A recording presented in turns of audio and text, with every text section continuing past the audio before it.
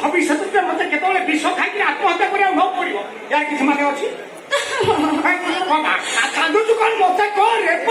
ইয়ে 5 ঘড়ি মৌজারে কিଏ ନ ଜାଣିଛି ସେ ଗୋଟେ ସୁଧାର ପିଲା ବୋଲି ତା ବାପାକୁ ଖାଦ୍ୟରେ ବିଷ ଦେଇ ମାରିଦେଲା ତ ସେଠି ଠିଆ ହେଇଛୁ ମୁଁ ତ ଏଠି ଠିଆ ହେଇଛି ମୋ ମୁଣ୍ଡ ଛୁରୀ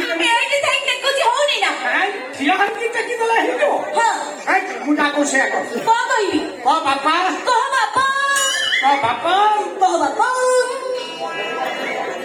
ବାପା ନା ଖ ବାପା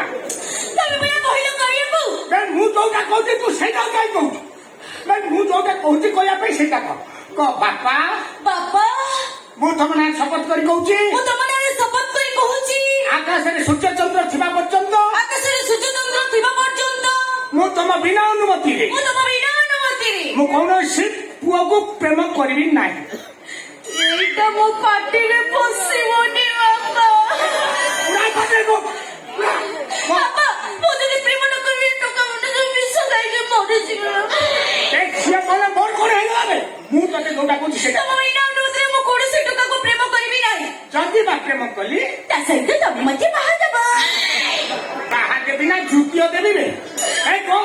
ଯଦି ବା ପ୍ରେମ କଲି ଯମରାଜା ମତେ ବାନ୍ଧି ନାହିଁ ତେଲ କଡ଼େଇରେ ପକେଇ ଭାଜିବ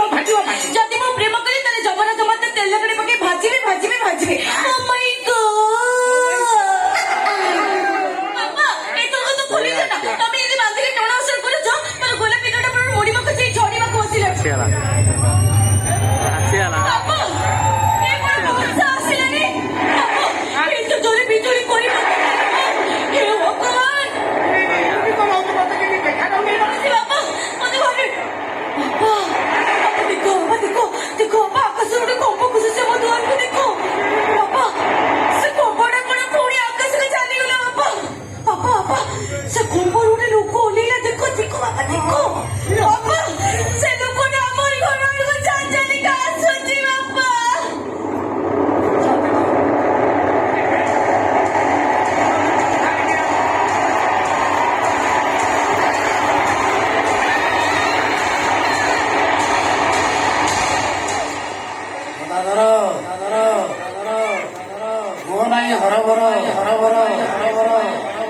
ଘର ମୋର ଜମପୁର ଚିତ୍ରଗୁପ୍ତ ନାମ ଆସିଛି ମୋ ଗ୍ରାମକୁ ରହିବାକୁ କିଛି ଦିନ ଇଚ୍ଛା ହଉଛି ଆମ ଘର ଜମପୁର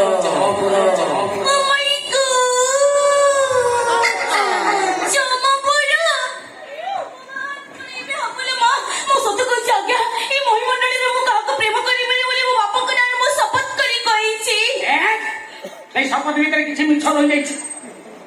ଯୋଉଥିପାଇଁ ଯମରାଜା ଡାଇରେକ୍ଟ ଚିତ୍ରଗୁପ୍ତ ସାର୍ ମୋ ଘରକୁ ପଠେଇଥିଲେ ସତ କଥା କହିଲି କୋଉଠି ଯେତେବେଳେ କଣ କରୁଛୁ କହିବି ବାପା କୋଉଠି କହିବି ପଞ୍ଚମରୁ କହିବି ନା ଷଷ୍ଠ କହିବି ନା ସପ୍ତମରୁ କହିବି ନା ଅଷ୍ଟମରୁ କହିବି ନା ନବମରୁ କହିବି ନା ଦଶମରୁ କହିବି ତୃତୀୟ ଶ୍ରେଣୀଠୁ ଆରମ୍ଭ କରି +3 ପର୍ଯ୍ୟନ୍ତ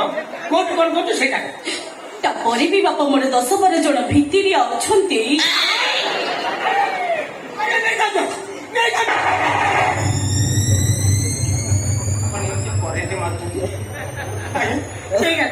aku naik atas jalan korea pakai hati suka tadi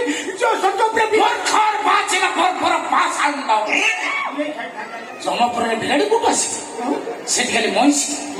ମାନେ କ୍ଷୀରମୟ ସେ କ୍ଷୀରକୁ ତ କେହି ପିଇ ପାରୁନଥିବେ ଆଜ୍ଞା ଗୋଟେ କାମ କରନ୍ତୁ ଯେତେବେଳେ ସର୍ତ୍ତପୁରକୁ ଯିବେ ମତେ କହିଲେ ମୁଁ ବସ୍ତାଏ ଖଣ୍ଡେ ବିଲେଇ ଦେବି ମୂର୍ଖ